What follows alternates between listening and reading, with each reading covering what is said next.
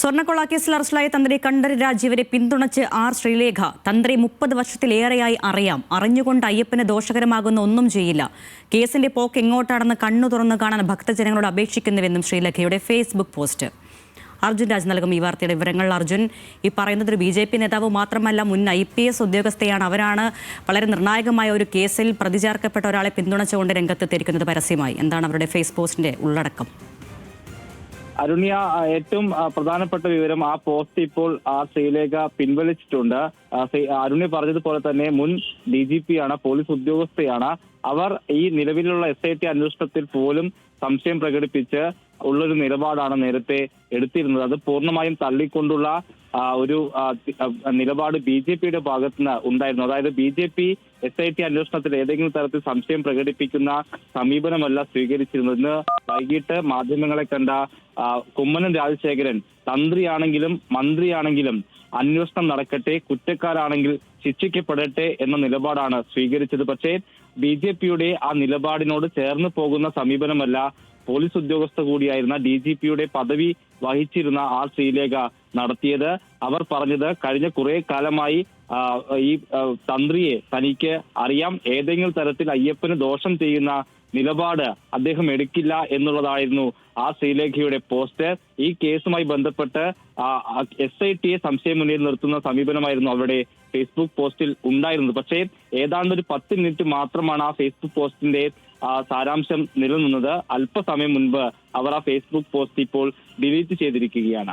അരുണ്യ, അർജുൻ, ഒരു കാര്യം കൂടി, TP സെൻകുമാർ കൂടി ഒരു ഫേസ്ബുക്ക് പോസ്റ്റ് ഇട്ടിട്ടുണ്ട് തന്ത്രിയുടെ അറസ്റ്റുമായി ബന്ധപ്പെട്ട്. ദുഃഖകരം പക്ഷേ അനിവാര്യമാണ് ഈ അറസ്റ്റ് എന്നാണ് അദ്ദേഹം ഈ പോസ്റ്റിന്റെ തുടങ്ങുന്നത്. ഇങ്ങനെയാണ്, അതിൽ ചില ആപ്തവാക്യങ്ങളൊക്കെ പറഞ്ഞുകൊണ്ടാണ് ഈ പോസ്റ്റ് അവസാനിപ്പിക്കുന്നത്. ആ പോസ്റ്റിന്റെ വിവരങ്ങൾ കൂടി പറയാം അർജുൻ. അരുണ്യ, സെൻകുമാറിന്റെ പോസ്റ്റിൽ പക്ഷേ ഈ SITയുടെ നിഗമനത്തെ അല്ലെങ്കിൽ തന്ത്രി അറസ്റ്റ് ചെയ്തതിന് ഏതെങ്കിലും തരത്തിൽ സംശയം പ്രകടിപ്പിക്കുന്നതല്ല. പക്ഷേ ഇക്കാര്യത്തിൽ ഞെട്ടൽ ഉളവാക്കുന്നതാണ് ഈ തന്ത്രിയുടെ അറസ്റ്റ് എന്ന് പറയുന്നുണ്ട്. പക്ഷേ ഇക്കാര്യത്തിൽ ഉപ്പ് തിന്നവർ വെള്ളം കുടിക്കട്ടെ എന്ന സമാനമായിട്ടുള്ള പ്രതികരണമൊക്കെ അദ്ദേഹത്തിന്റെ ആ പോസ്റ്റിൽ ഉണ്ട്. അതായത് SIT അന്വേഷണത്തിന്റെ ഭാഗമായിട്ടുള്ള തന്ത്രിയുടെ അറസ്റ്റിനെ തള്ളിക്കൊണ്ടുള്ളതല്ല BJP നേതാവ് കൂടിയായിട്ടുള്ള, പിന്നീട് BJP ചേർന്ന DGP ആയിരുന്ന സെൻകുമാറിന്റെ പോസ്റ്റ്.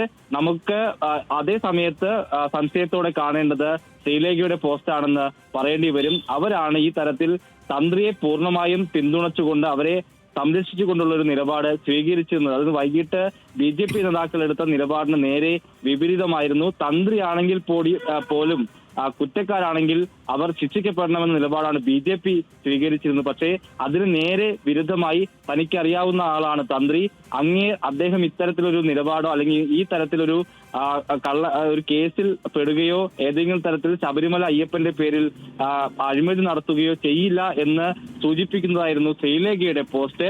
പക്ഷേ അല്പസമയം മുൻപ് അവർ ആ ഫേസ്ബുക്ക് പോസ്റ്റ് പിൻവലിച്ചിട്ട് ഉണ്ട് എന്നുള്ളതാണ് ശ്രദ്ധേയം. TP സെൻകുമാർ പക്ഷേ SITയുടെ അന്വേഷണത്തെയോ തന്ത്രിയുടെ അറസ്റ്റിനെയോ ഏതെങ്കിലും തരത്തിൽ വിമർശിക്കുന്ന സമീപനമല്ല സ്വീകരിച്ചത്. പക്ഷേ തന്ത്രിയെ പോലൊരാളെ അറസ്റ്റ് ചെയ്തത് ഞെട്ടലുളവാക്കുന്നതാണ് എന്ന് അദ്ദേഹം പറയുന്നു. പക്ഷേ ഏതെങ്കിലും തരത്തിൽ ആ അറസ്റ്റിൽ തെറ്റുണ്ട് എന്ന് അദ്ദേഹം കരുതുന്നില്ല എന്നുള്ളതായിരുന്നു ആ ഫേസ്ബുക്കിന്റെ സാരാംശം. പക്ഷേ ശ്രീലേഖ എഴുതിയിട്ടുള്ള പോസ്റ്റ് പൂർണ്ണമായും തന്ത്രിയെ ഏതെങ്കിലും തരത്തിൽ അന്വേഷണത്തിലെ വിശദാംശങ്ങൾ ഒന്നും അറിയാതെ ഇട്ട പോസ്റ്റാണെന്ന് വേണമെങ്കിൽ പറയാം. കാരണം ഇതിനോടകം തന്നെ തന്ത്രിയുടെ പങ്ക് എന്താണ്, ഏതൊക്കെ തരത്തിൽ ഇടപെട്ടു എന്നുള്ള വിശദാംശങ്ങളൊക്കെ പുറത്തു വന്നിട്ടുണ്ട്. അതൊന്നും അറിയാതെ അല്ലെങ്കിൽ അതൊന്നും മാനിക്കാതെയുള്ള ഒരു പോസ്റ്റാണ് ശ്രീലേഖയുടെ ഭാഗത്തുനിന്ന് ഉണ്ടായത്. പ്രത്യേകിച്ച് BJPയുടെ സംസ്ഥാന നേതൃത്വം എന്താണ് പറഞ്ഞതെന്ന് പോലും ശ്രദ്ധിക്കാതെ അല്ലെങ്കിൽ അതിന് വില കൊടുക്കാത്ത ഒരു പോസ്റ്റ് ശ്രീലേഖ ഇട്ടിരുന്നു. പക്ഷേ അല്പസമയം മുമ്പ് അവർ ആ പോസ്റ്റ്